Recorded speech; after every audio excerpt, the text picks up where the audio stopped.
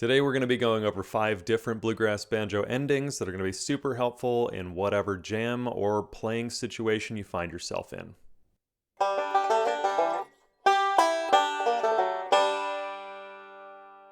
That first one is our most stock bluegrass banjo ending. I think in most jams, if you're just going for an ending without thinking about it, you're going to end up playing this one. One thing to note with this ending, it'll be in the beginning of that second measure when you look at the tab.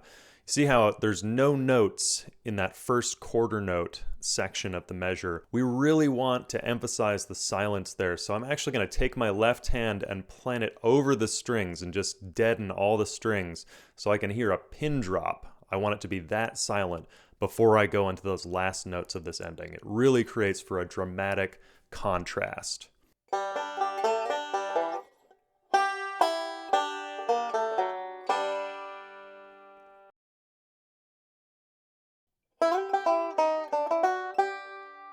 The second ending, I think, comes from mandolin. I want to say it's more of a mandolin ending, but you hear Earl Scruggs play it on the Flattened Scruggs show a few times, so I guess that qualifies as a traditional bluegrass banjo ending. So without further ado, let's check this one out.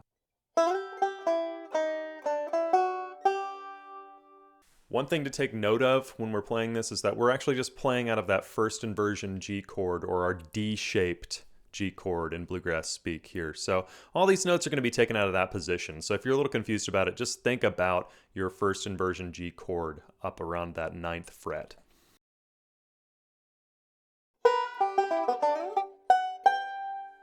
This next ending is also super common. It's called the shave and a haircut lick. Why it's called that, I couldn't really tell you.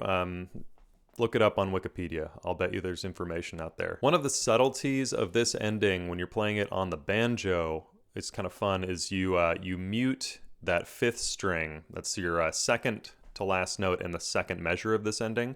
You're going to mute that 5th string kind of with your thumb and palm, kind of your palm meat, if you will. Against that 5th string, it's going to make kind of a chicken cluck noise. Now what that means is that it's kind of a dead note.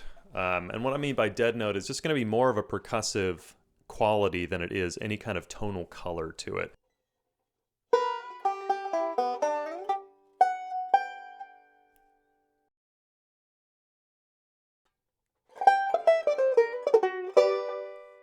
This ending is probably the most tricky of the bunch, and the reason I say that is because you're going to be doing some kind of unorthodox things with your right hand to get that rake in the first part. This is apparently something that J.D. Crowe used to do. So the weird part about this one is you're going to do kind of a backwards rake here. So you're essentially going to take your thumb pick, and the side where you don't usually pick, the one that's on the arch of the thumb here, that's going to be your point of contact. So you're raking up from the bottom of the strings with that thumb, and you're going to get that very last note. You kind of roll across your index and middle finger, and that last note is going to be your middle finger hitting that first string. We'll play it really slow. I'll probably get some different angles of this one so you can just see what's going on, but it's really fun once you get it down.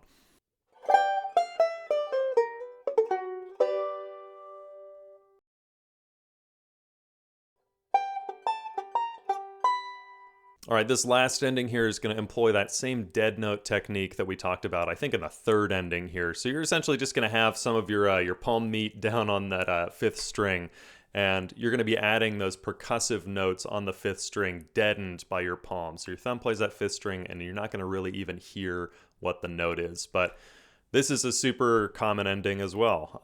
It's a little bit difficult to tab out because it does slow down quite a bit. So when you're looking at the tab, it looks like it's all straight notes. It's really not. You slow down dramatically as you're playing these notes. This is an Earl Scruggs classic, so you'll know what's going on.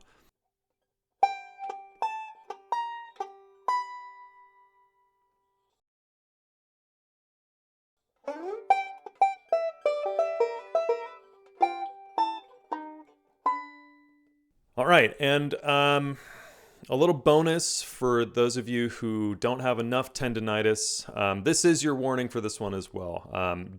Be very careful with this last ending here. This is a bonus ending. It is a variation on the one that we just went over, using a little bit of contrary motion. So Be mindful. You want to be careful of how your wrist is feeling while you're trying this out. Play it nice and slow. And if you feel any pain at all, don't do this one. Well, thanks so much for watching this. I hope that you guys got something out of it. If you like what you're seeing here, consider subscribing, consider leaving me a like, and let me know down in the comments what you'd like to see in the future. If you do like this, you can also check out another video that I have that's on 5 essential bluegrass banjo licks that will expand your vocabulary, especially if you're just getting started out and you want to know how to make the banjo sound as banjo as possible. I'll have that linked down in the screen.